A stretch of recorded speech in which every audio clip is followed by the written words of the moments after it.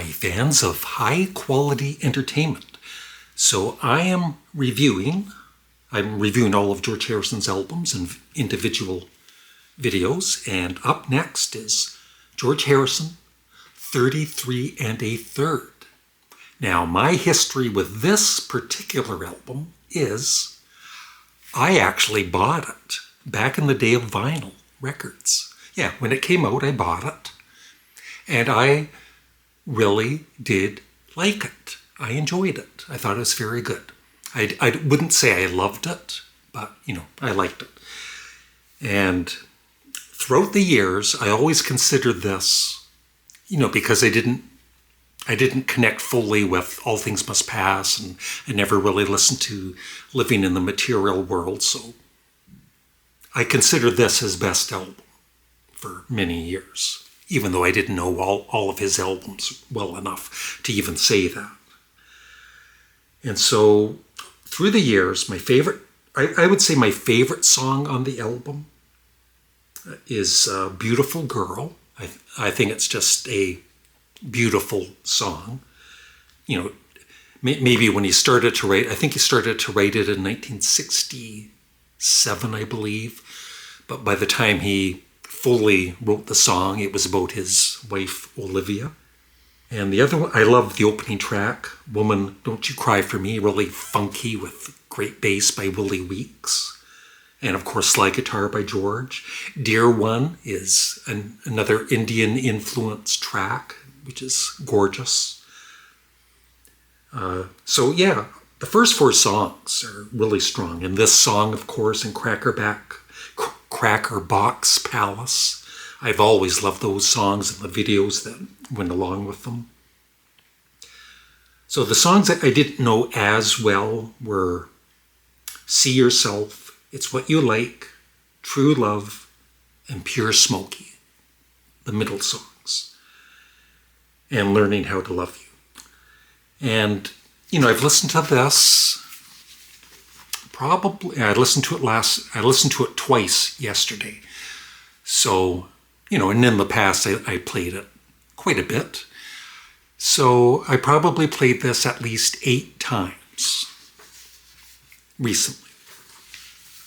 And so you can kind of tell that George Harrison's mood is lifting up from the Dark Horse era, and his voice is back. He sounds pretty good. Or he sounds good. It sounds like George Harrison. Show you the cover, the back cover.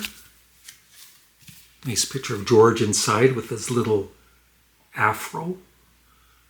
Some other pictures.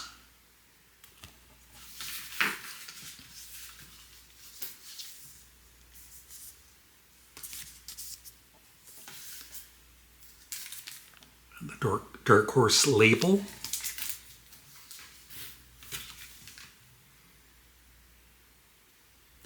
So this album has a few more upbeat songs, maybe not rockers, but at least they're not mid-paced, all of them. Woman, Don't You Cry For Me is, like I said, funky. This song is upbeat, and Cracker Box Palace is upbeat. Once again, some of the other songs are kind of slowish and whatever, but they're nice. They're good songs. So overall, I would say I absolutely love half of the album, and the other half I think is good to very good. And so in my ratings, it's definitely not number 1 anymore. So in the last 2 reviews, I gave Dark Horse a B, and I gave Extra Texture, Read All About It, a B-. For me, I think this album is stronger than those 2, but certainly not as good as Living in the Material World or All Things Must Pass. So I'm going to give 33 and a Third a B+. And it is in 4th place. Yeah, it's surprising, right, that I love Wonderwall music more than 33 and a Third, even though, 33 and a third is song-based, and Winterwall Music is mainly just music. But I just find it more interesting with George. We're kind of in the middle of George's discography, and like I always keep saying, us Beatles fans, we love it when any of the Beatles rock out. Paul with Junior's Farm, John Lennon with Meat City, and Ringo too, of course. It Don't Come Easy. And George just doesn't do enough rockers on most of his albums, right? And that's the only thing I wish he had done more of in his career. But there are some good rockin' tunes coming up later on. And that's it. I would love your thoughts on 33 and a third. Please remember to like the video, leave a comment below, and thank you for watching. Have a great day. Bye. And let me know what you think of 33 and a third. What are your favorite songs?